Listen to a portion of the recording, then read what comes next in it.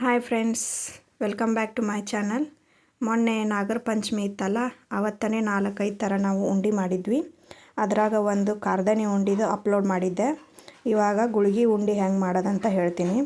ನಾವು ಅರ್ಧ kg ಬೆಲ್ಲ ತೊಗೊಂಡು ಪಾಕ ಕರ್ಗಕ್ಕೆ ಇಡಬೇಕು. ಅದಕ್ಕೆ ಅರ್ಧ kg ಬೂಂದಿ ತೊಗೊಂಡಿದ್ದೀನಿ. ಇವಾಗ ಪಾಕ ನೀರಲ್ಲಿ ಹಾಕಿದಾಗ ಇದು ಒಂದೇ ಕಡೆ ಕೂಡಬೇಕು.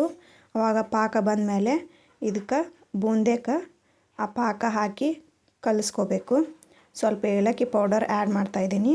ಮತ್ತು ನಮಗೆ ಎಷ್ಟು ಬೇಕಷ್ಟು ಕೊಬ್ಬರಿ ತುರಿ, ಒಣ ಕೊಬ್ಬರಿ ತುರಿ ಆ್ಯಡ್ ಮಾಡ್ಕೋಬೇಕು. ಆಮೇಲೆ ಅದಕ್ಕೆ ನಾವು ಉಂಡೆ ಕಟ್ಟೆ ಹದ ಬರಬೇಕಲ್ಲ, ಅದಕ್ಕೆ ಹುರಿಗಡಲೆ ಹಿಟ್ಟು ಹಾಕಿ ಕಲಿಸ್ಕೊತಾ ಹೋಗಬೇಕು. ಹುರಿಗಡಲೆ ಹಿಟ್ಟು ಎಷ್ಟು ಹಾಕ್ಬೇಕಂದ್ರೆ, ನಾವು ಕೈಯೊಳಗೆ ಉಂಡೆ ಕಟ್ಟುವಾಗ ದುಂಡಗಾಗಬೇಕು. ಆ ಥರ ಆಗೋ ಥರ ಹಿಟ್ಟು ಕಲಿಸ್ಕೊಂಡು ನಾವು ಉಂಡೆಯನ್ನು ಕಟ್ಟಬೇಕು. ಇವಾಗ ಇದು ಕೈಯೊಳಗೆ ಉಂಡೆ ಥರ ಆಗೋ ಥರ ಬಂತಂದ್ರೆ ಉಂಡೆಯನ್ನು ಕಟ್ಟಕ್ಕೆ ಸ್ಟಾರ್ಟ್ ಮಾಡಬೇಕು. ಈ ಥರ ಮಾಡಿಕೊಂಡು ರೆಡಿ ಮಾಡ್ಕೋಬೇಕು.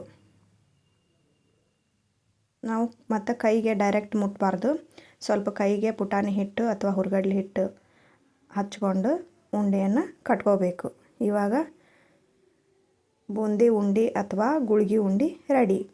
ಈ ವಿಡಿಯೋ ನಿಮ್ಗೆ ಇಷ್ಟವಾದಲ್ಲಿ ನಮಗೆ ಕಮೆಂಟ್ ಮಾಡಿ, ಶೇರ್ ಮಾಡಿ, ಲೈಕ್ ಮಾಡಿ, ಆದಷ್ಟು ಸಬ್ಸ್ಕ್ರೈಬ್ ಆಗಿ ನಮ್ಮ ಚಾನಲನ್ನು ಪದೇ ಪದೇ ವೀಕ್ಷಿಸಿ.